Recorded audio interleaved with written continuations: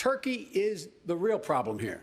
And I would be having a real lockdown conversation with Erdogan and letting him know that he's going to pay a heavy price for what he has done. Now, pay that price. Donald Trump has the blood of the Kurds on his hand. What, in fact, needs to be done, protecting those Kurds. They lost their lives. This is shameful, shameful what this man has done.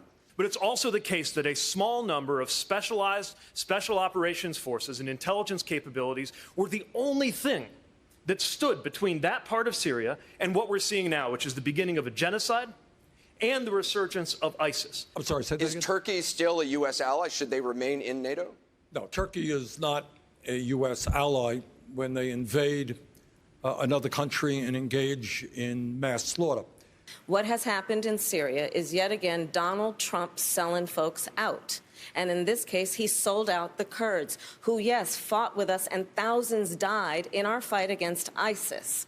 And let's be clear, what Donald Trump has done because of that phone call with Erdogan is basically giving 10,000 ISIS fighters a get-out-of-jail-free card. The crisis here, as I think Joe said and Pete said, is when you begin to betray people, and in terms of the Kurds, 11,000 of them died fighting ISIS, 20,000 were wounded. And the United States said, we're with you, we're standing with you. And then suddenly one day, after a phone call with Erdogan, announced by tweet, Trump reverses that policy. Now you tell me, what country in the world will trust the word of the President of the United States?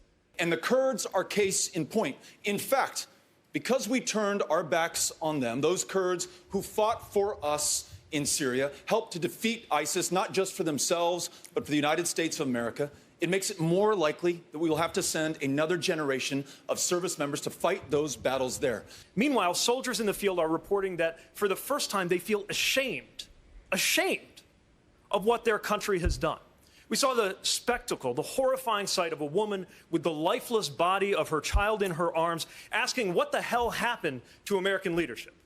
And when I was deployed, I knew one of the things keeping me safe was the fact that the flag on my shoulder represented a country known to keep its word. And our allies knew it, and our enemies knew it. Thank you, Mayor. You take that away, you are taking away what makes America America. Thank you, Mayor. It makes our troops and the world a much more dangerous place. And you know who the winner is in this? There are four: Russia, Iran, Assad, and ISIS.